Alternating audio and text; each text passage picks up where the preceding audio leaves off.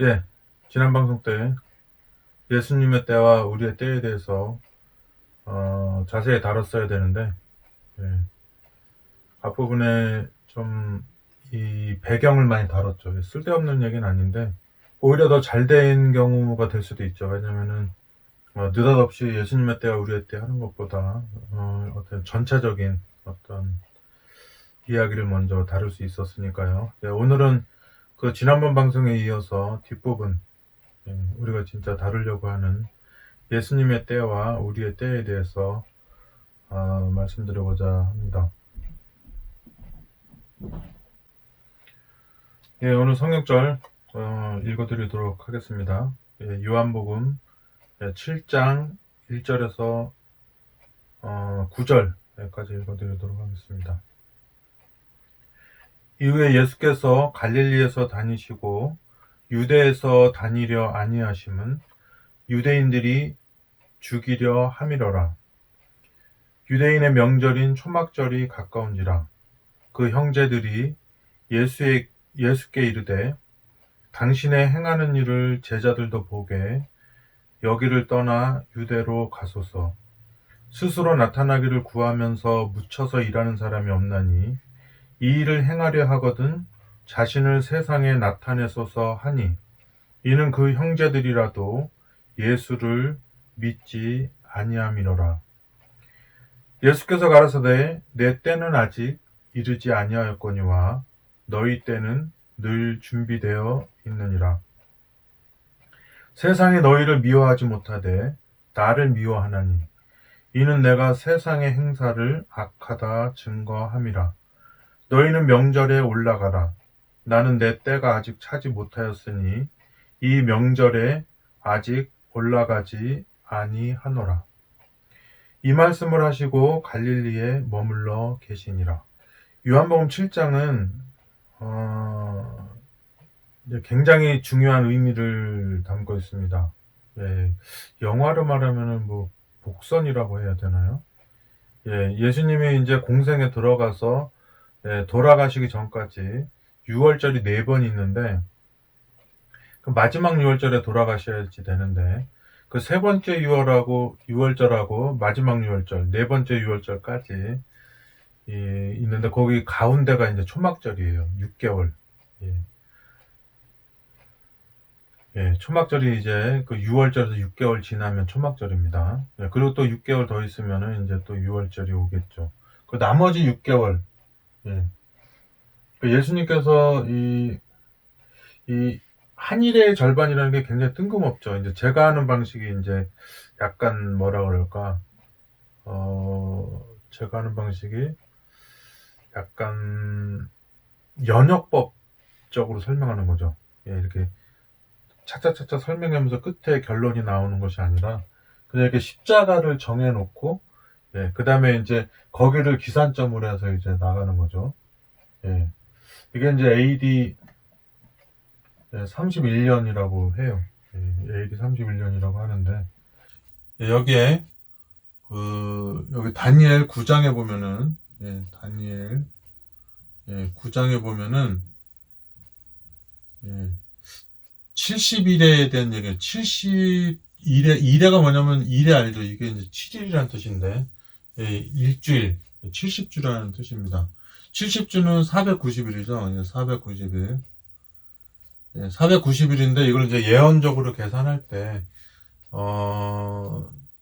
그 490일을 연으로 따져서 490년으로 보는 겁니다. 그래서 쭉 와가지고 400 여기 70주에서 이제 69주가 지난 다음에 이제 69주가 여기 딱 지나왔잖아요. 이제 여기가 이제 69주입니다. 69주. 그럼 뭡니까? 483년이 되는 거죠. 그래서 나머지 이제 일주일이 여기인데 하나, 첫 번째 유월절, 두 번째 유월절, 세 번째 유월절, 네 번째 유월절. 그 다음에 여기 하나, 둘, 셋. 여기가 이제 AD 34년이에요. 제가 이제 이거는 앞으로 이제 나중에 혹시 예언 연구할 때 있으면 제가 자세히 해드릴게요. 근데 지금은 이제 그 예수님의 때와 우리의 때에 대해서 하는 거니까 줄이 이렇게 삐뚤삐뚤한데. 일단은 요 문제에 대해서만 다루겠습니다. 왜냐면 요게 예수님이 요때 십자가에 이제 돌아가신 것이 분명하니까, 제가 아까도 말씀드린 대로 결론을 말씀드리고 설명해 나가는 게 연역법이에요. 그리고 이제 무슨 얘기가 나올지 모르는데 막 이렇게 자초지정을 설명해 나가다가, 그게 그 뜻이었구나, 이게 이제 기납법이고, 이건 그겁니다 딱 해놓고 왜 그런지 설명하는 게 연역법인데, 제가 지금 연역법을 하는 거죠. 예, 이건 뭐 철학적인 용어인데, 예, 예, 합리론적인 얘기를 하는 거죠. 예, 그리고 이제 연역법으로, 그러니까 합리적으로 이게 결론을 말해놓고 막 합리화 시키는 거죠, 그죠? 그래서 이제 합리적인 거고, 귀납법은 뭔지 모르지만 하나하나 증거를 다 댄 다음에 증거를 다 맞춰보니까 뭔가 딱 결론이 나오니까 그걸 이제 귀납법이라고 하거든요. 귀납법. 예. 그래서 이제 그거는 경험론이라고 해요. 한 개 한 개 경험해서 결론에 도출하니까 경험론이라고 하고, 그다음에 연역법은 뭘 하나 정해놓고 이제 계속 연결해가지고 이제 내가 말한 걸 이제 증명해 나가는 거죠. 이제 다 장단점이 있어요. 그래서 뭐 합리론적 경험론이니 뭐 이런 얘기 나오고 가지고 그 두 개를 합쳐가지고. 예, 그래서 이제 제가 이거 뭐 여러분들을 뭐 이렇게 쭉 설명해가지고 31년으로 왔으면 좋겠는데, 이제 지금은 우리 이제 기독교인이라면은 예수님 돌아가신 건 다 믿으니까, 그래서 이제 31년에 돌아가신 걸 믿으니까, 이게 이제 다니엘 9장 27절에 한 일의 절반이 여기에요. 6월절이 7개 있는데 그 중에 전의 3개, 후의 3개, 그 가운데 딱 여기에 이제 예수님이 돌아가시는 겁니다. 그리고 이제 언제 돌아가시냐면 당연히 이제 6월절에 돌아가셔야 되겠죠. 6월절에 돌아가셔야지 되고, 그리고 뭐 여러 가지 많죠. 이제 뭐 6월절 어린 양이니까 또 뭐 해질녘에 돌아가셔야지 되고, 예, 그리고 이제 돌아가시고 난 다음에 이제 안식일이 찾아와서 이제 또 제자들이고 유대인이고 다 이제 유대인들이 지키는 그 안식일을 지키러 이제 다 가게 되죠. 예, 그리고 이제 34년에는 사도행전 7장에 이제 스데반이 죽는, 그때가 이제 34년인데, 요 유대인들을 위한 기간이 490일, 490년으로 정해졌다, 이렇게 하는데, 마지막 일에, 69주하고 마지막 일의 절반에 예수님께서 돌아가신다는 얘기가 다니엘 9장 27절에 왔는데, 요게 이제 요한복음이라고 말했죠, 요한복음. 그래서 요한복음은 예수님의 때에 그 한 일의 절반 동안에 이루어진 일을 자세히 기록한 거예요. 그러니까 지금도 저랑 똑같죠. 예를 들어서 요한이 이제 내가 죽는가 보다 하면서 죽기 전에 이제 글을 하나 남겨야죠. 그래서 이제 요한계시록을 썼단 말이에요. 그런데 이제 요한계시록 썼는데 안 죽은 거예요. 그래서 이제 다시 이제 밥 먹으면서 나와서 이제 에베소에서 이제 말년을 이제 보내게 되는데, 또 그때도 언제 죽을지 모르는 거죠. 내년에 죽을지 10년 있다 죽을지 모르는데, 본인은 뭐 순교당할 수도 있고 자연사할 수도 있고 여러 가지 이유가 있기 때문에 마지막으로 이제 글을 남겨야지 되는데, 글을 남긴 것이 이제 요한복음이 되는 거죠. 물론 이제 뭐 요한 1, 2, 3서 이제 편지서들이 있지만은, 중요한 거는 뭐 편지서는 뭐 이렇게 살아라 저렇게 살아라 뭐 사랑해라 뭐 이런 거 많이 있지만은, 이게 요한계시록이나 요한복음처럼 마치 교과서처럼 나오는 거는 이제 드문 거죠. 그래서 이 요한계시록이 있는데, 요한계시록의 부록으로서 이제 요한복음이 기록되어 있는데, 여기서 이제 예수님이 여기 마지막 일에 여기 있죠, 여기. 마지막 일에가 아니라 마지막 일에 이제 6월절 하나, 둘, 셋 지나는 겁니다. 그래서 이제 뭡니까? 첫 번째 6월절 되기 전에 어떻게 했어요? 여기 가나의 혼인잔치. 예, 가나의 혼인잔치가 있었죠. 예, 그 다음에 이제 뭐 두 번째 6월절에는 요한복음 5장에 이거 발음이 안 되는데 벳세스다인가 거기 우물에서 또 뭐 기적이 있었고, 예, 세 번째 6월절에는 뭡니까? 이때는 예루살렘으로 다 가요. 첫 번째 6월절, 두 번째 예루살렘 가는데 세 번째는 안 갑니다. 그래서 어디입니까? 갈릴리 그쪽에서 뭡니까? 5,000명을 먹이는 일을 하시죠. 예, 마지막으로. 왜냐면 지금 예루살렘으로 들어가면은 유대인들이 장신을 죽이기 때문에 한 일의 절반에 죽을 수가 없거든요. 그래서 이제 어떤 해석가들은 뭐 예수님도 이 땅에 돌아가시러 왔지만 사람이기 때문에 뭐 죽는 게 무서워서 도망갔다 이렇게 하는데 참 정감 있는 해석이죠. 너무너무 이해가 되고, 예. 그리고 막 눈물도 나오고 가슴이 찡하면서 막, 예수님도 죽음을 두려워하시는데, 일단은 도망가셨구나. 막 이렇게 하면서 막 설교하는 사람도 울고, 막 듣는 사람도 울고 그러는데, 좀 내용은 좋은데, 그건 아니고요. 예. 예수님은 이 땅에, 예수님이 이 땅에 가장 편했을 때가 언제겠어요? 인간을 위해서 돌아가실 때겠죠. 왜냐하면 인간을 창세기에서 그 인간을 아담과 하와를 창조하고 그들을 잃어버렸을 때 그들이 입었던 가죽옷이 그 어린 양의 가죽옷이잖아요. 예, 그래서 인간이 범죄하자마자 그 죽음의 결과를 인간이 당하는 게 아니라 인간이 죽기 전에 누군가 다른 존재가 당했는데 그 가죽옷이 그걸 증거하는데 그 가죽옷이 바로 예수님인 거죠.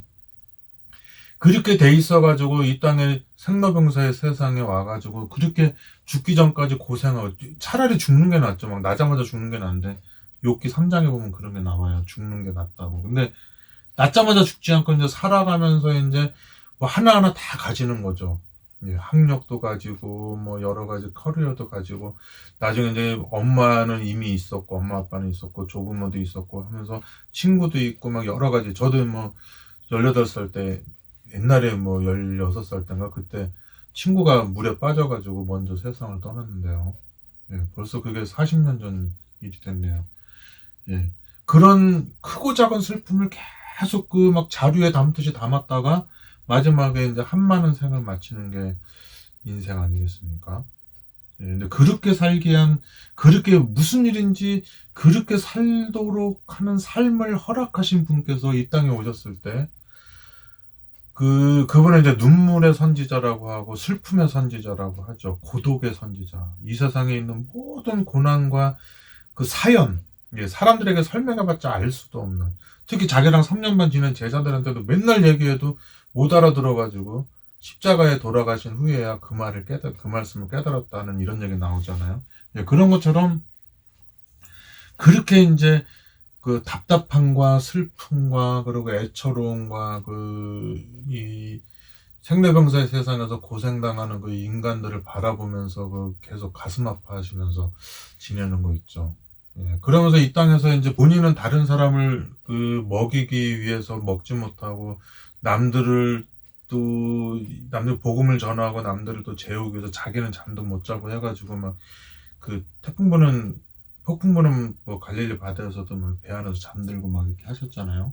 네, 그래서 예수님이 그분도 인간이기 때문에 죽는 게 무서워서 도망갔다. 이 말이 굉장히 감동적이라서 우리한테 연민을 자아내고 또 우리가 같이 슬퍼할 수 있지만 그건 아니고요. 여기 한 일의 절반에 돌아가셔야지 때문에 그 제자들도 물어보는 거예요. 심지어 형제들까지라도 당신은 세상에 나타나러 왔는데 왜 당신의 세상에 나타내려고 왔으면 당신이 예루살렘 가서 큰 도시에 가가지고 막 이렇게 자기 자신을 나타내야지 왜 이렇게 도망만 다니느냐 이렇게 하잖아요.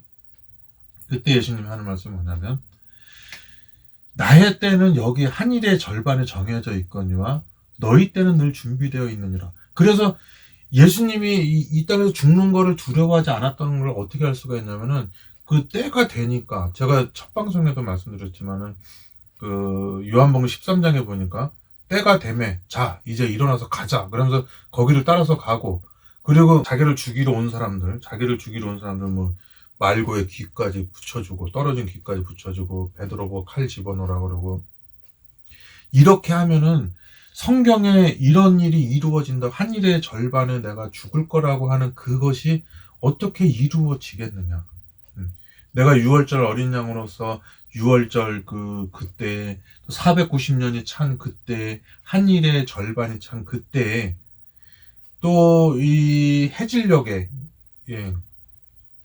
뭐 여섯째 날 해질녘에 그렇게 구약에서 이렇게 표상적으로 지켜오던 그런 모든 일들이 모세의 글에 기록된 모든 일들이 어떻게 이루어지겠느냐.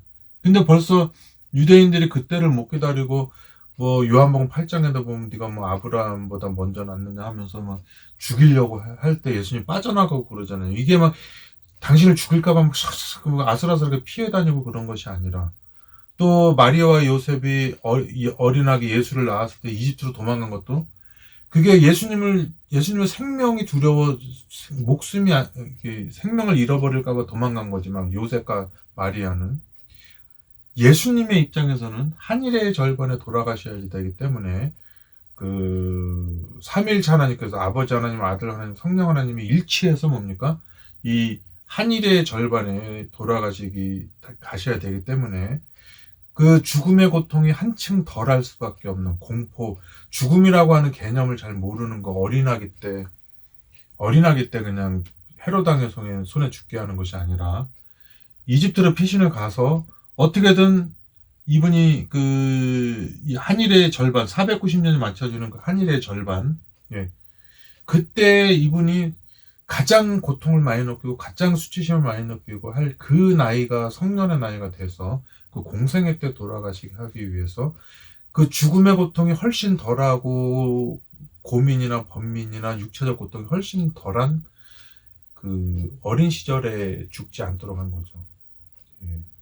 여러분들 둘 중에 하나 선택을 하면 어떤 걸 선택하겠어요? 내가 지금 33살, 예, 33살 정도 돼가지고 많은 군중들 앞에서 빨개벗겨진 바 돼가지고 막 금방 죽지도 않는 십자가에 매달려가지고 막 온갖 수치와 고난을 다 당하는 그런 죽음을 택하겠어요? 내가 막 눈도 못 뜨고 막 응영이 하고 있는데 막 뭔가 칼이 딱 와서 딱 죽어서 끝나는 게 좋겠어요. 예. 우리가 이게 죽음이라고 하는 결과만 딱 보여준다면 거의 대부분의 사람들은 어린아기 때 죽는 걸 택하죠. 모르니까 그냥 뭐 연애도 해야 되고 취직도 해야 되고 뭐 게임도 해야 되고 스타크래프트도 해야 되니까 뭐 그거 생각해서 뭐 나는 살겠다 그러겠지만은, 33살에 그렇게 비참하게 운명이 끝날 걸 안다면 그 사람이 살지 못하죠. 예.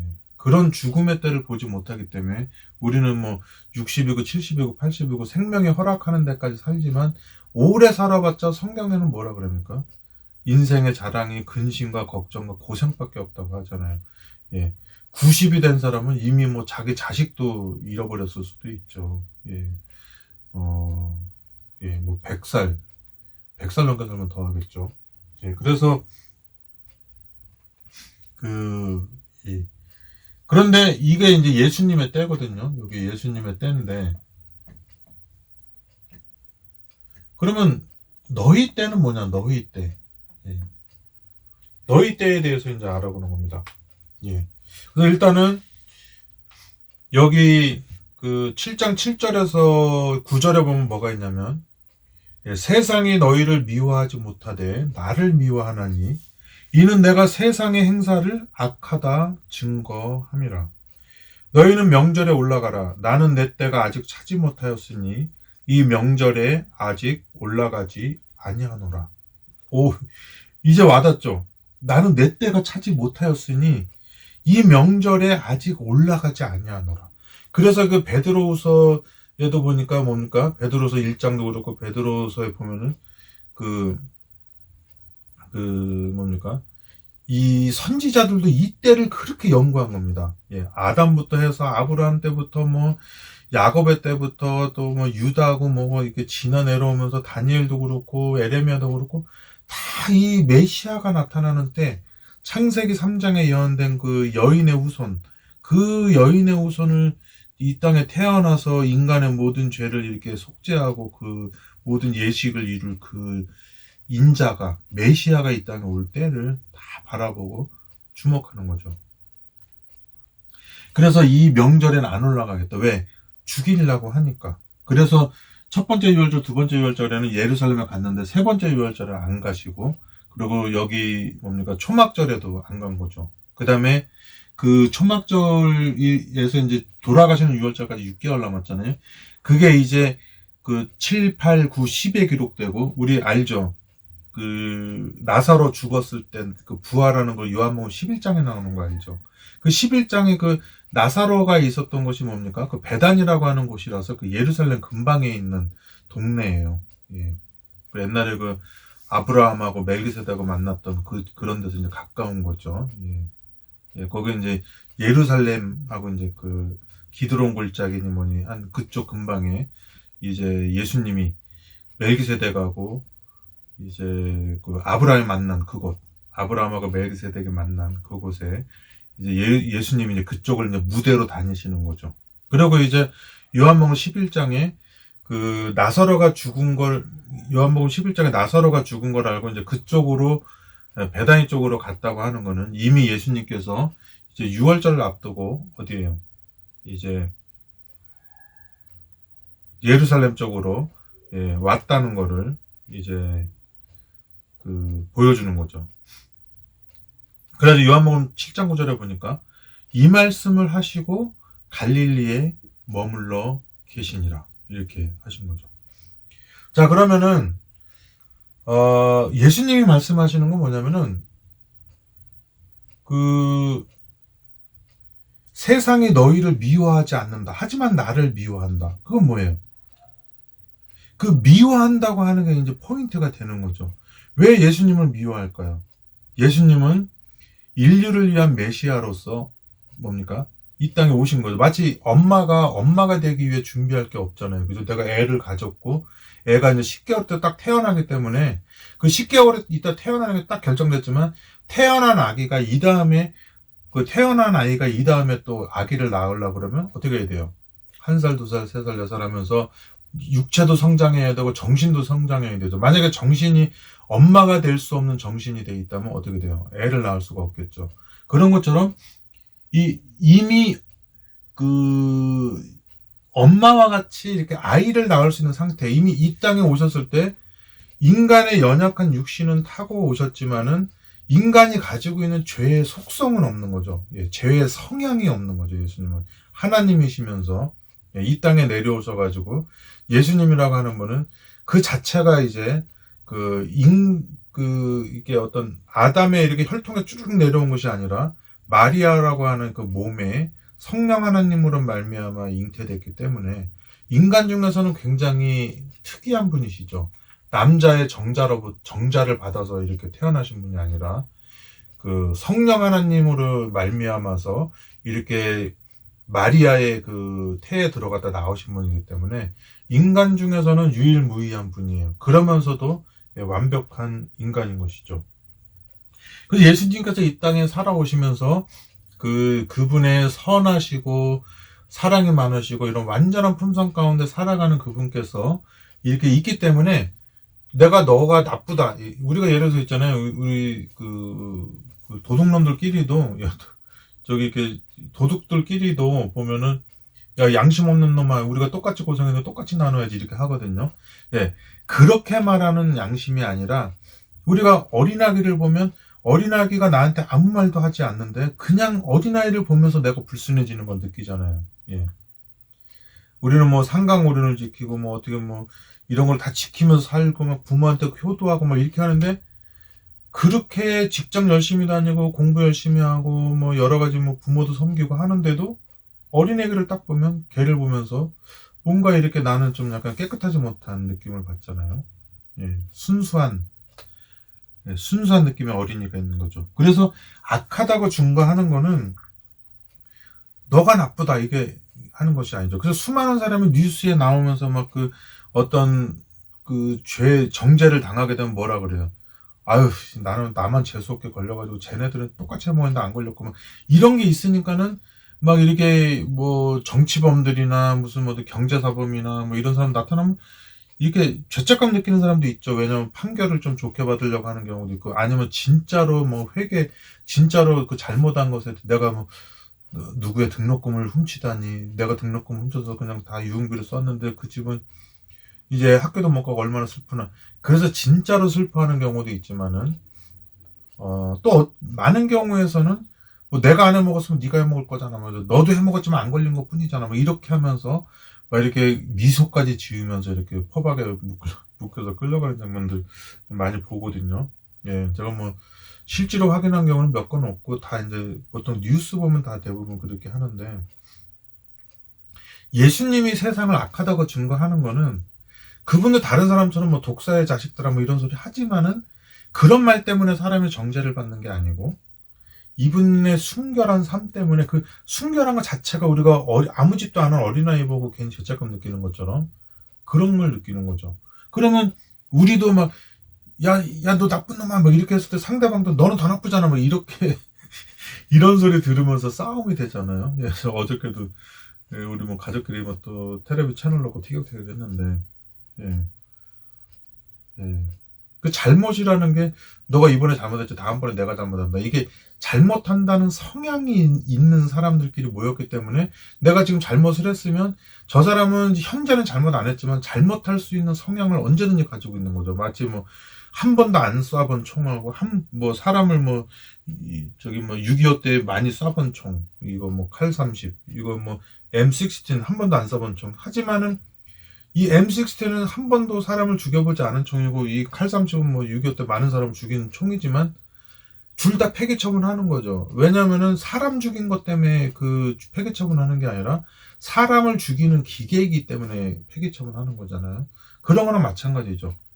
우리가 뭐 전과 10범이 있고 뭐 전과 뭐 5범이 있고 뭐 안 지은 사람도 있지만은 안 지은 사람도 뭐 솔직히 뭐 불법 유턴한 거 뭐 여러 가지 뭐 옛날에 뭐 내 동생 때린 거 두고 가다가 뭐 과장 처먹은 거 다 따지다 보면은 이 세상에 전과 없는 사람 하나도 없을걸요. 예.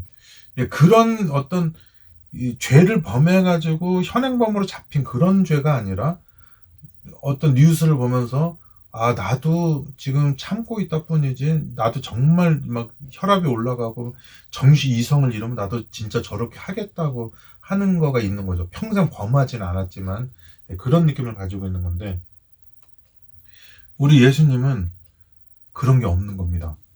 예, 그래서 그분이 우리와 같은 인간의 몸을 쓰고 연약한 인성을 가지고 왔고 우리처럼 뭐 3번 숨 못 쉬면 죽고 뭐 심장 안 뛰면 죽고 그리고 식욕을 느끼고 뭐 이런 거 다 있었겠죠. 예, 그런 거 다 있었겠지만은 그런 인간의 연약성 말고는 그는 예, 죄가 없으신 거죠.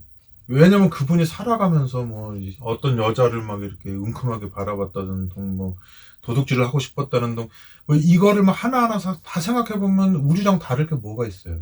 그죠?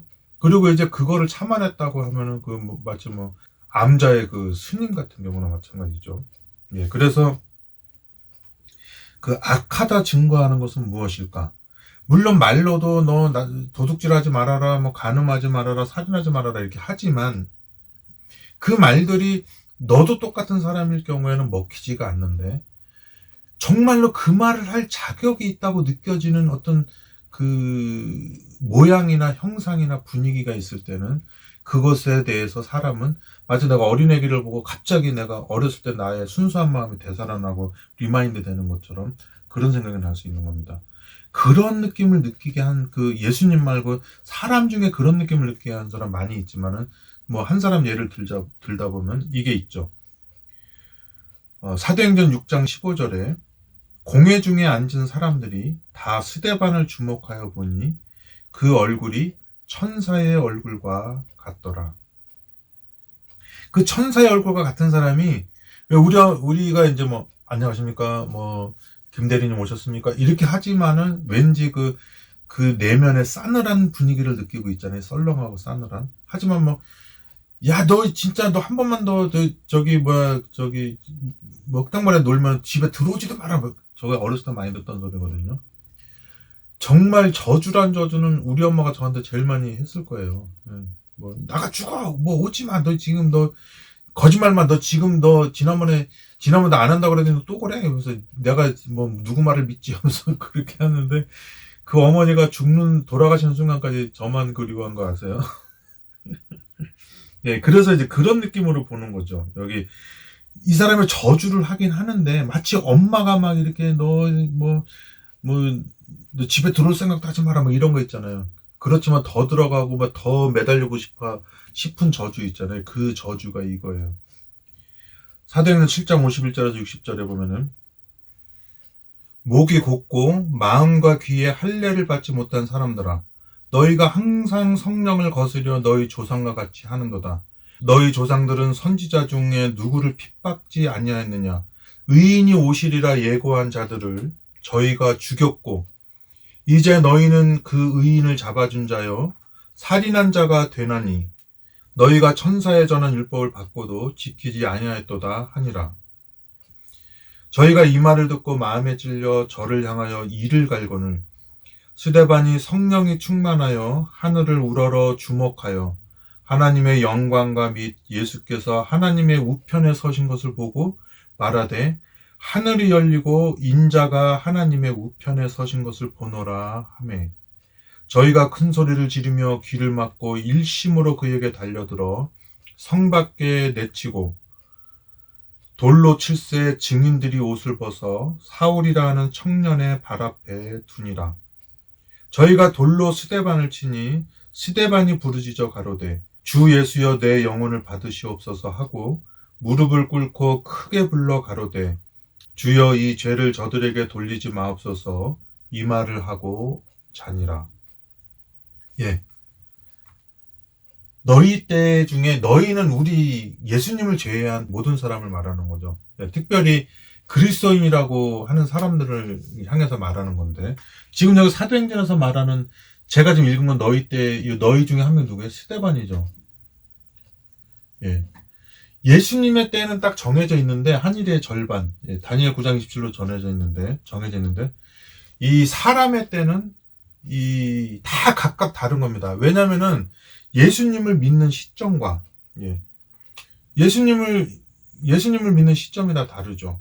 예, 다르고 예, 뭐 십자가상의 강도가 믿은 시점, 백부장이 믿은 시점 이런 게 다 다르겠잖아요. 뭐 강도는 뭐 이제 믿을 새가 없잖아요. 바로 믿었다 칠지라도 뭐 백부장은 그 당시 예수님의 그걸 보고 하나님의 아들이라고 인정을 했지만은 의인이었다고 인정을 했지만 차츰차츰 연구하면서 더 나아가겠죠. 바울도 마찬가지죠. 다메섹 도상에서 이게 강한 빛을 보고 이제 눈이 멀고 막 이렇게 헤매는 동안에 또 이제 아라비아 광해 가서 또 막 성경을 연구하는 기간을 보내고 다 이런 게 있잖아요.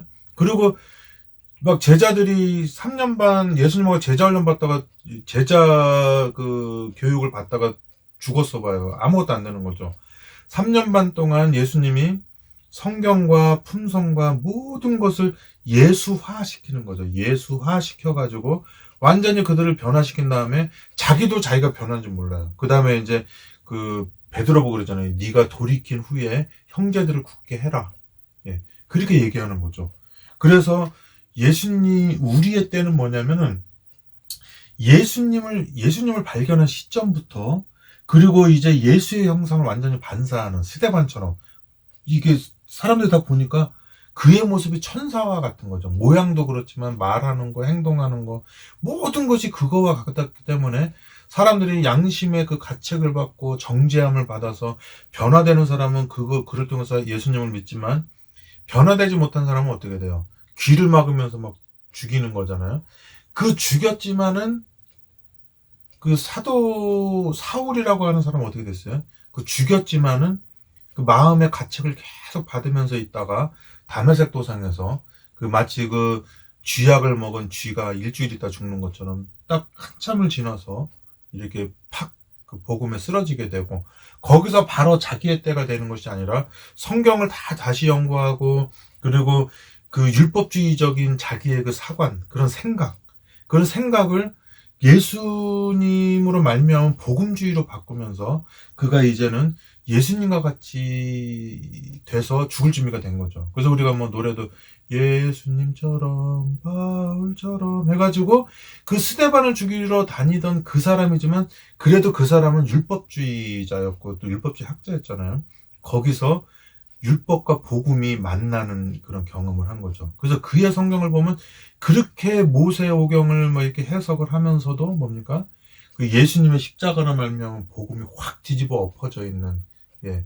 그 성소의 정말 그 올바른 의미, 예. 성소 안에 있는 율법과 그 번제단에 있는 예수님의 희생이 아주 어우러져서 예. 그 하나님의 율법과 복음이 완전히 조화돼서 어우러지게 만든 그런 사도가 된 것이죠. 자, 오늘 시간이 다 됐습니다. 그래서 이 요한복음에 그랬잖아요. 요한복음 7장에 돌아가시기 6개월 전에 나의 때는 늘 정해져 있다. 이때 한일의 절반, 다니엘 9장 27절이지만 너의 때는 이렇게 나처럼 딱 날짜가 정해져 있는 게 아니라 너네가 나를 받아들인 시점부터 정말 누가 봐도 너를 나처럼 믿고 싶을 때, 막 이렇게, 예수님보다 더한 일을 하는 거죠. 막 이렇게, 안진뱅이도 일으키고, 뭐, 유두고도 살리고 막 이렇게 하는데, 절을 하려고 그랬더니, 나한테 절하지 말라.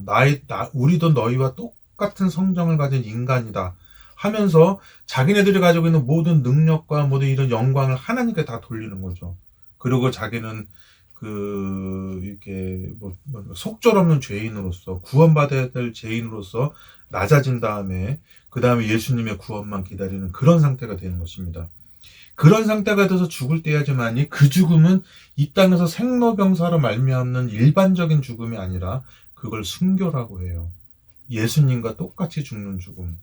물론 십자가에 육신적으로 똑같이 달리는 그런 죽음이 아니라 그의 삶과 마음과 똑같이 예수님의 삶과 마음을 똑같이 가지고 살아가는 그 마음. 내 속에 있는 마음이 아니라 하늘에서 물려받아서 성령 하나님 말미암아 변화되고 인쳐진 마음으로 살아가면서 그때 죽었을 때 그거를 십자가에 견주는 죽음이라고 봐요. 예수님의 십자가를 평생 짊어지고 사는 그걸 말하는 것이죠. 요한복음 21장 18절에서 19절에서는 내가 진실로 너희에게 이르노니 젊어서는 내가 스스로 띠뛰고 원하는 곳으로 다녔거니와 늙어서는 내 팔을 벌리리니 남이 내게 띠띠우고 원치 아니하는 곳으로 데려가리라. 이 말씀을 하시면 베드로가 어떠한 죽음으로 하나님께 영광을 돌릴 것을 가리키심이러라. 이 말씀을 하시고 베드로에게 이르시되 나를 따르라 하시니. 요한복음 21장 끝장이죠.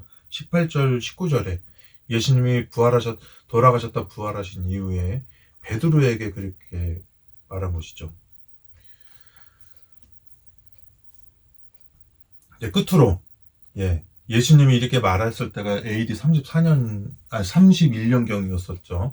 AD 31년경이었는데 이제 드디어 그때로부터 약 30여 년이 더 지난 거죠. 30여 년이 더 지나서 이제 한 35년? 35년 더 지났겠네요. 60년대 후반경에 이제 죽었다고 많이 보거든요. 그 네로 황제가 왜 불지르고 했을 때 거기서 그때 이제 베드로 전후서를 쓰고 이제 사도들이 이상하게 이제 자기네들이 죽기 전에 꼭 글을 남겼어요. 이제 대부분 남겼는데 베드로도 마찬가지로 글을 남겼습니다. 그러면서 이제 예수님이 자기가 어떠한 죽음으로 죽게 될 거라는 거 요한복음 21장에 AD 31년에 말했잖아요. 그래서 이제는 그때부터 약 35년 후 지난 다음에 이제 자기가 죽게 될 것을 곧 깨닫고 그가 마지막으로 기록한 책이 베드로 후서가 되겠습니다. 베드로 후서 1장 12절에서 15절에 보면 이러므로 너희가 이것을 알고 이미 있는 진리에 섰으나 내가 항상 너희로 생각하게 하려 하노라.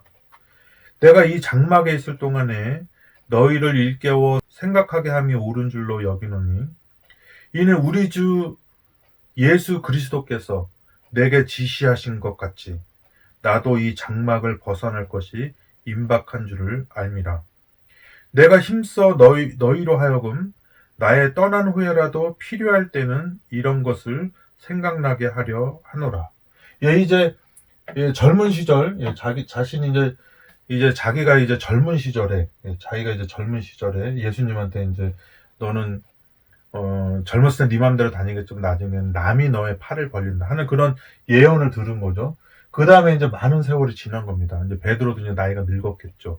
그리고 이제 네로 황제가 등장되고 그가 이제 뭐 마을을 불사르고 뭐 도시를 불사르고 무슨 일이 있었나 봐요. 이거는 이제 또 전승이죠. 그때 이제 예수님에 대한 기록 이후로는 이제 뭐 사도행전까지는 이제 역사적으로 나지만 그 이후의 기록은 제자들의 책으로만 볼 수 있는데 베드로후서 1장에 보면은 이제 베드로가 요한복음 21장 얘기를 하는 거예요. 요한복음 21장 때 예수님께서 했던 너는 젊었을 때 네가 막 다니겠지만 나중에 남이 네 손을 벌리리니 예수님과 같이 죽을 것을 예수님이 말한 것이죠. 그래서 뭐 전승에 의하면 베드로는 내가 어떻게 예수님과 같이 죽을 수 있냐고 해가지고 십자가에 거꾸로 달아달라고 했고 또 자기를 죽이는 사람한테 이제 축복하고 그랬다고 하잖아요. 그런 은혜로운 장면이 있는 것입니다.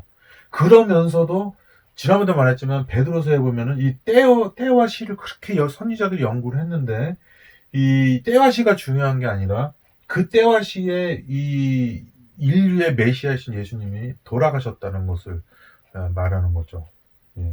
그때 예수님이 돌아가신 거를 다 생각을 하면서 그가 지금 이 베드로후서에 보면 이제 죽을 때가 임박했는데 막 패배자의 글을 쓴 게 아니라 승리자로서 이때로부터 뭐 35년 전에 예수님을 3번이나 부인하고 마지막으로 이 십자가의 길을 가는 예수님한테 마지막으로 그 상처를 입혔던 그 배신의 상처, 부인의 상처.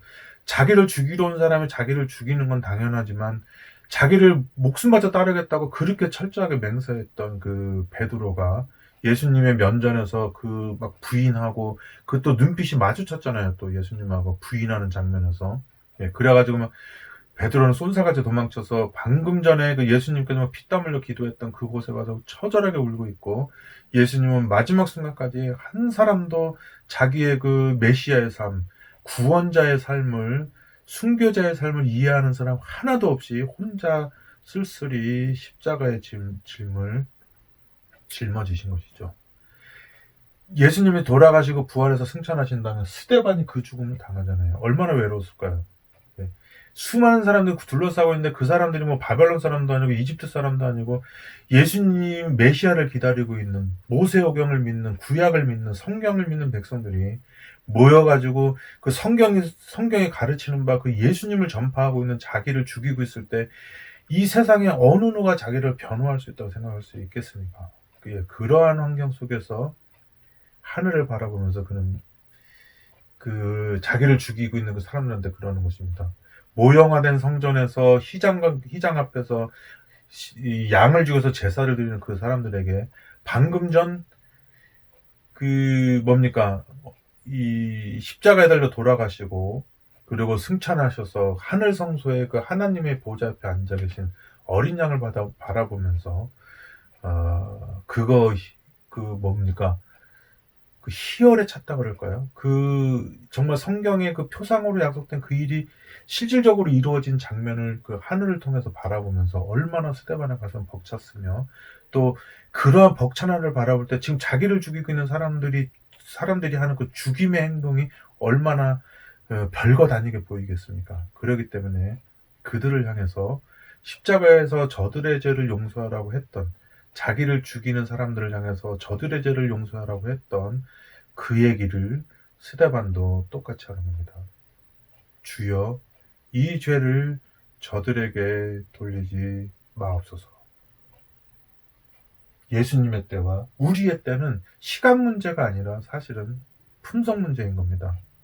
철없던 우리 집사람이 자기 장모님하고 살 때는 그렇게 철이 없다가 자기도 승리수민이 아들, 딸을 낳고서는 누가 가르쳐주지 않은데도 자기 엄마가 자기한테 했던 거 똑같이 하는 것처럼 예수님을 따라다닐 때는 그렇게 이해도 못하고 막 말하면 뭐 불내려서 쟤네 죽이라고 할 거야 막 이런 쓸데없는 얘기 하던 제자들이 예수님이 승천하고 난 다음에는 마치 우리 할머니가 그 손자 손녀를 기를 필요 없이 그 철없던 엄마가 직접 자기가 낳은 아이를 기른 것처럼 바울이고 베드로고 스데반이고 야고보고 그 모든 선지자들이 사도들이 제자들이 예수님의 형상을 가지고 그 그리스도의 심장으로 이 세상에 구원받을 사람을 전도해서 똑같이 그들을 대하고 사랑하고 기별을 전하고 그리고 많은 사람이 사자밥으로 사라지고 화형대에 사라지고 참수형으로 사라지고 하면서도 면면이 그들의 사랑이 이어져 내려왔기 때문에 지금까지 우리가 그 예수님과 그 선지자와 그 제자들과 사도들로 말미암아 이루어진 그런 그 희생의 그런 터 위에 우리의 그 살아있는 성전을 세워서 하나님을 경배하게 된 거죠. 예. 마지막 시대에는 뭐 가장 강력한 성령이 내리겠죠. 안 그렇지 않으면 우리가 어떻게 변화될 수 있을까요? 예, 그 성령이 내려서 예, 우리로 하여금 이제 옛날보다는 더 삭막해지고 더 냉정해지고 더 논리적으로 이성적으로 바뀌면서 이렇게 차가워졌을 그 사람들의 그 구원적인 그런 마음 있잖아요. 구속사에 해당되는 그 마음이 그거보다 훨씬 더 감성적이고 영감적이고 이게 충만한 감동이 쌓인, 거기다가 이성적이고 그리고 많은 그 배려심이나 여러 가지 그 이 시대에 맞는 그 그리스도상을 가지고 또 이 세상 사람들에게 눈에 안 보이는 십자가를 설명해 주겠죠. 물론 예수님 때처럼 지금 기독교가 많이 변질돼 가지고 정말 10명의 기독교인을 만나면은 뭐 한두 명이나 진짜 기독교인을 볼까? 오히려 나머지 기독교인들 때문에 십자가의 빛이 더 흐려지는 그런 상황이 될지도 모릅니다. 하지만 그런 시대일수록 어두울수록 별이 빛나고 달이 더 빛나는 것처럼 진짜 말씀을 가지고 성령으로 사랑으로 인친 그런 말씀을 가진 그 진정성 있는 말씀을 가진 사람 기독교인들이 나타난다면 이 세상이 더 어둡기 때문에 그게 더 밝게 빛날 것이라는 생각이 듭니다. 자, 여러분, 예수님의 때는 지났어요. 이게 성공했기 때문에 우리가 하는 모든 행동들이, 마음들이 인준받고 비준을 받는 것입니다. 이것이 다 이루어져 있기 때문에 나중에 이제 우리가 예수님의 그 지금 재림하실 때까지 그 예수님의 남은 고난을 채우면서 이제 살아가게 되는 것이죠. 그리고 그 일이 끝났을 때 하늘에서 되었다 하는 선고가 내리면서 이 세상의 그런 이 세상 되게 아깝잖아요. 근데 이 세상을 버리는 것이 아니라 이 생로병사의 세상에서 가지게 됐던 우리 그 애틋한 사랑들 많이 있잖아요. 그것을 다 부활시켜가지고 하늘나라에서 영원히 사는, 눈물을 다 씻기시고 다시는 사망이나 애통하는 것이 없는 그 세상에서 영원히 살게 되는, 그런 일이 오게 되는 것입니다. 자, 우리의 때 언제 이루어질까요? 예, 그날에 대해서는 앞으로 더 연구하도록 하겠습니다. 자, 그러면 시간이 많이 지났어요. 자, 오늘은 이거로 마치고 다음에 이제 요한복음 1장부터 이제 나갑니다. 흥미진진하게 정말 은혜로울 겁니다. 네, 그러면 다음 시간에 또 뵙도록 하겠습니다. 네, 감사합니다.